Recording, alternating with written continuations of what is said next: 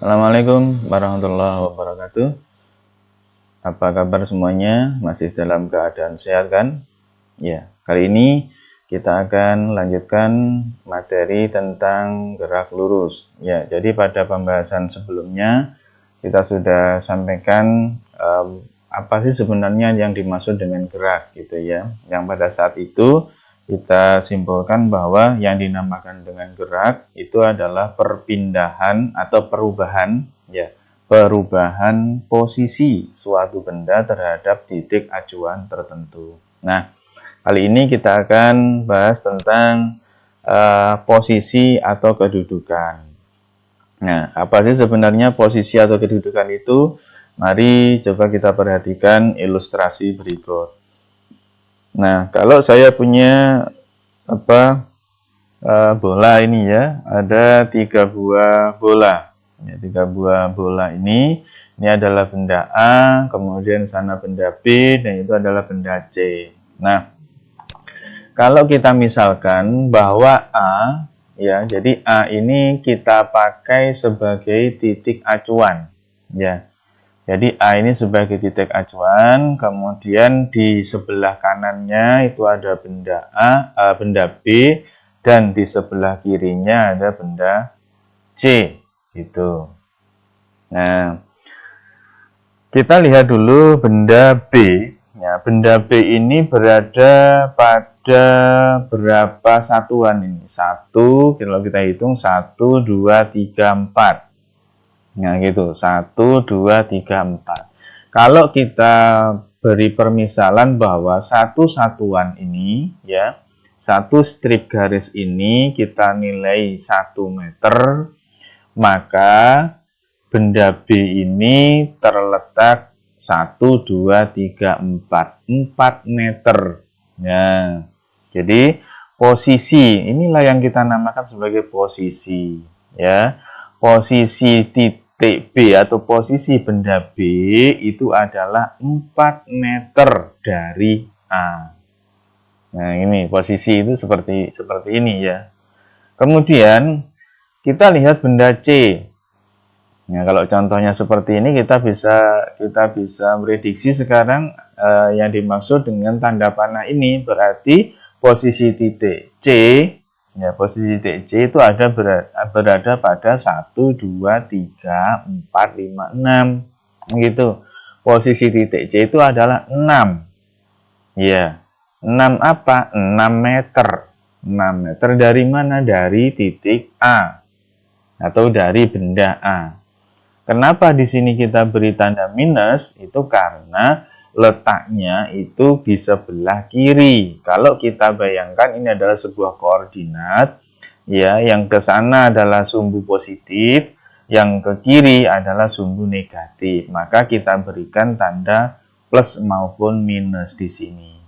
Nah, kenapa demikian? Karena posisi atau kedudukan itu merupakan besaran vektor. Nah, kalau vektor itu kita ingat dia merupakan suatu besaran fisika yang mempunyai nilai dan arah, ya gitu.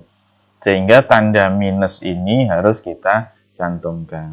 Nah, jadi posisi atau kedudukan itu masuk besaran vektor. Nah, gitu. Kemudian berikutnya saya punya jarak dan perpindahan. Nah, inilah yang sebenarnya dua besaran fisis ya. Dua besaran fisis yang hampir sama tapi sebenarnya berbeda, yaitu tadi yang satunya masuk kategori besaran vektor, di mana jarak dan perpindahan itu merupakan besaran skalar. Nah, gitu ya. Jadi jarak jarak itu merupakan besaran skalar, kemudian perpindahan ini masuk besaran vektor ya, karena dia punya arah juga gitu. Jadi ya, saya ralat bahwa perpindahan itu masuk besaran vektor. Yang jarak itu besaran skalar. Nah, mari coba kita lihat ilustrasi berikut. Saya punya 3 buah gambar A, gambar B, dan gambar C ya. A, B, dan C. Nah, yang A A ini orang ini berpindah ya ke arah kiri ya. Kalau kita nyebut ini ke arah kiri saja enaknya. Ke arah kiri, atau nanti misalkan acuannya adalah arah mata angin juga boleh, yang atas itu adalah utara, sebelah sana itu timur, selatan, barat juga tidak ada masalah. Ya, gitu. Nah, berikutnya ya, jadi kita lihat gambar A. Oke ya. Jadi kalau kita misalkan ini ke arah barat saja, udah kita ikuti aja ini ya. Kalau si A ini berjalan ke arah barat, ya 7 km. 7 km ke arah barat, kemudian dia balik kemana? Ke timur kan, ini lawannya gitu. Dia balik ke timur 4 km gitu. Nah, sehingga kita bisa katakan ada dua istilah ini ya, kita bisa nyari dua istilah ini, ada jarak dan ada perpindahan. Nah, gitu. Nah, jarak yang ditempuh itu merupakan lintasan total ya, atau total dari perjalanan si A ini. Yang ke barat 7 km, dia balik 4 km, itu namanya jarak. Berarti 7 ditambah 4 yaitu 11 km. Ini adalah jarak tempuhnya. Nah, sementara perpindahan itu sebenarnya adalah tergantung pada posisi awal dan posisi akhir. Awalnya ada di sini, titik 0 itu ada di sini, posisi akhir di situ. Nah, sehingga perpindahannya ya dari sini sampai situ. Ya, ini selisihnya ini 7 dikurangi 4 berapa? 3 km. Ini adalah perpindahannya. Nah, gitu. Ini adalah perpindahan dari si A. Gitu. Kemudian gambar B, coba kita lihat. Ini adalah lingkaran. Ya, lingkaran dengan jari-jari 7 meter. Nah, gitu, gambar B. Jarak tempuh kalau si B, ini ya B aja ya. Si B ini mulai berangkat dari titik ini, muter. Ya. Mengelilingi lingkaran dengan jari-jari 7 meter ini. Nah, gitu. Maka jarak tempuh yang dilakukan oleh B itu adalah berupa keliling lingkaran. Ya, ini keliling lingkaran. Ini adalah jarak tempuhnya. Lingkaran, di mana rumusan keliling lingkaran itu adalah pi dikali dengan diameter atau 2 πr. Ya, 2 pi dikali jari-jarinya ini. Kalau kita hitung, ya, ketemunya adalah 44 meter. Nah, berarti jaraknya berapa yang ditempuh oleh si B ini pada saat mengelilingi lingkaran adalah 44 meter.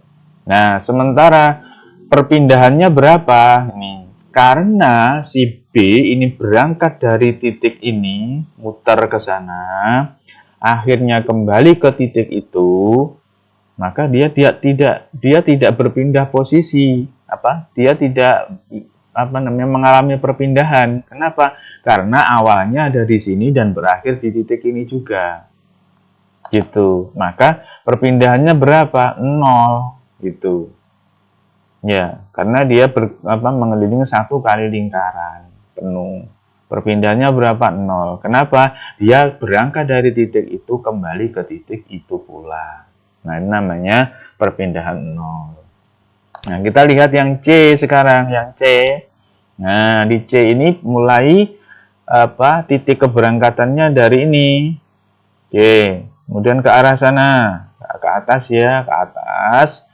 Nah, kemudian dia berjalan ke kanan. Jadi setelah ke atas lalu ke kanan. 4 km lalu 3 km. Nah, kalau begitu jarak tempuhnya jelas 4 ditambah 3, jelas 7 km.